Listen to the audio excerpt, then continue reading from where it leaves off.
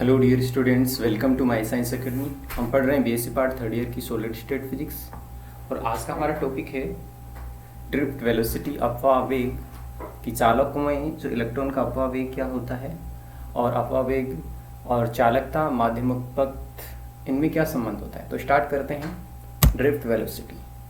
तो देखिए, drift velocity क्या होती है कि कोई जो चालक है उसको हम बैटरी से जोड़कर उसमें हम विद्युत धारा प्रवाहित करते हैं। तो जो इलेक्ट्रॉन है वो ऋण सिरे से, ये नेगेटिव सिरा है, इलेक्ट्रॉन ऋण सिरे से धन सिरे की ओर एक नियत वेग से गति करते हैं, जिसे हम ड्रिफ्ट वेलोसिटी या अपवाह वेग कहते हैं। तो यहां मैंने एक चालक लिया है। तो इस चालक में जब हम विद्युत धारा प्रवाहित करते हैं तो इस पे जो आरोपित विभवांतर है वो मुक्त इलेक्ट्रॉन को त्वरित गति तो नहीं दे पाता है, लेकिन ये तार की लंबाई के अनुदिश, ये तार की लंबाई है जैसे, तो उसकी दिशा में एक नियत वेग प्रदान करता है और वो नियत वेग है इलेक्ट्रॉन को जो नियमित वेग होता है उसकी तुलना में कम होता है, जिसे हम अपवाह वेग कहते हैं। यानी कि यहाँ जो इलेक्ट्रॉन है ऋण सिरे से धन सिरे की ओर ये एक जिगजैग गति करता है इस तरह से। तो इसे हम ड्रिफ्ट वेलोसिटी अपवाह वेग कहते हैं। अब जो अपवाह वेग है वो आरोपित विद्युत क्षेत्र पर निर्भर नहीं करता है, यानी कि जब तक विद्युत क्षेत्र लगा रहता है तब तक चालक में अपवाह वेग रहता है और विद्युत क्षेत्र शून्य होने पर अपवाह वेग भी शून्य हो जाता है। यानी कि ये जो अपवाह वेग है, अपवन गति है, ये इस विद्युत क्षेत्र के कारण होती है। यदि विद्युत क्षेत्र को समाप्त कर देंगे तो ये अपवन गति ये भी क्या हो जाएगी, समाप्त हो जाएगी। और अपवहन वेग या अपवाह वेग से जो गतिशील मुक्त इलेक्ट्रॉन होते हैं ये क्या करते हैं, विद्युत धारा उत्पन्न करते हैं। तो यहाँ हमने L लंबाई, A अनुप्रस्थ काट,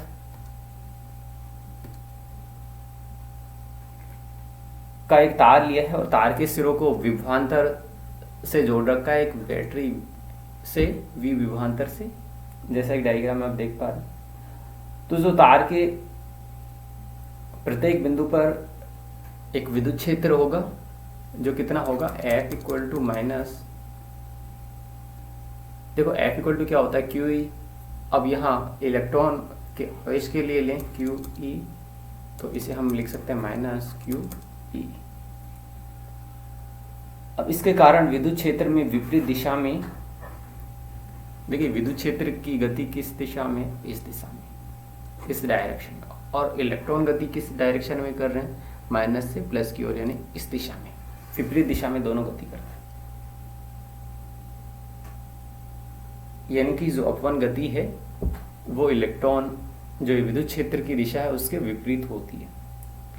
तो हम मान लेते हैं कि तार में मुक्त इलेक्ट्रॉनों की संख्या n है प्रति एकांक आयतन में, और जो t सेकेंड में तार के किसी अनुप्रस्थ काट से गुजरने वाले मुक्त इलेक्ट्रॉनों की संख्या हमने मान ली NaVd। अब हम जानते हैं कि जो प्रवाहित आवेश होता है Q इक्वल टू, कि एक सेकेंड में कितने इलेक्ट्रॉन उससे प्रवाहित हो रहे हैं। तो Q इक्वल टू क्या होता है, Q इक्वल टू होता है Ne होता है। हम जानते हैं ना चार्ज क्या होता है, Q equal two plus minus Ne। तो यहाँ Q इक्वल टू QNaVdt, जहाँ A अनुप्रस्थ काट है, Vd अपवन वेलोसिटी है। तो तार से प्रवाहित धारा होगी I इक्वल टू Q अपन में T, तो Q ये रहा हमारा और T ये रहा। तो यहाँ T से T कैंसिल हो जाएगा तो I equal to Q N A V D. यहाँ हम माइनस चिन्ह का भी यूज़ कर सकते हैं केवल धारा को दर्शाने के लिए कि जो अपवहन गति के कारण जो इलेक्ट्रॉन की दिशा है वो विद्युत क्षेत्र के विपरीत दिशा में है।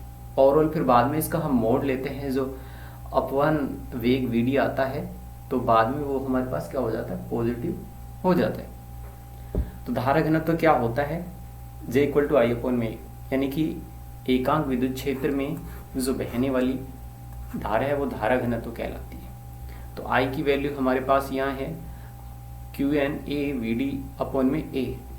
तो यहाँ से जे एन को होगा क्यू एन वी डी। तो जो वी डी अपॉन वेग उसको हम लिख सकते हैं जे अपॉन में क्यू एन। अब विद्युत चालकता क्या होती है कि जो धारा घनत्व तो जे का मान है वो विद्युत क्षेत्र पर निर्भर करता है, यानी कि ये विद्युत क्षेत्र ई के क्या होता है, समानुपाती होता है, यानी कि जे समानुपाती ई। और जब हम इस समानुपाती के चिन्ह को हटाते हैं तो एक स्थिरांक आता है सिग्मा, जिसे हम विद्युत चालकता कहते हैं। और ये एक नियतांक है जो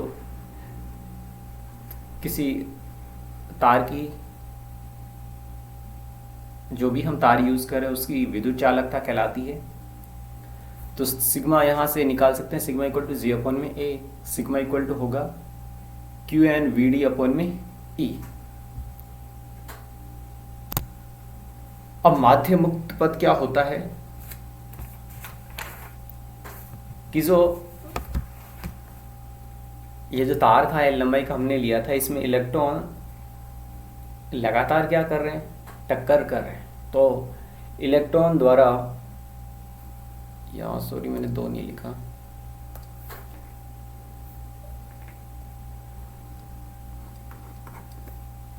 इलेक्ट्रॉन द्वारा दो लगातार टक्करों के बीच तय की गई जो दूरी मुक्त पथ कहलाती है। और इन सभी जो मुक्त पथों के बीच में औसत होता है उसे हम माध्य मुक्त पथ कहते हैं, जिसे हम लैम्डा इक्वल टू वी टॉ। अब लैम्डा एक तरह की जैसे दूरी है, ये वी बार जो वर्गमूल VRMS होता है, वर्ग माध्य मूल मान होता है। और टी हमारा टी बोले या टो है, ये यहाँ टो ये जो टक्करों में लगने वाला समय है, यानी कि जो अपवाह वेग, यानी कि जो टक्करें हो रही हैं उसमें टक्कर के पश्चात जो इलेक्ट्रॉन अपनी पहले की स्थिति में लौटने के लिए अपवाह वेग शून्य के बराबर करना होता है। तो इस कंडीशन में इसका जो माध्य मुक्त पथ है वो उसके VRMS मान और संघटक काल यानी टो, इन दोनों के गुणनफल के बराबर होता है, यानी tau equal to V bar tau. तो यहाँ से वी बार यानी कि इलेक्ट्रॉन का VRMS मान, इसकी वैल्यू फिक्स होती है √3 kB T अपॉन में m, जहाँ kB बोल्ट्जमान नियतांक है, T ताप है उसका, और m इलेक्ट्रॉन का द्रव्यमान है। तो माध्य संघटन काल तो यहाँ से क्या होगा, लैम्डा अपॉन में वी बार। तो इसकी वैल्यू आ जाती है हमारे पास लैम्डा √m अपॉन में √m अपॉन में 3 kBT।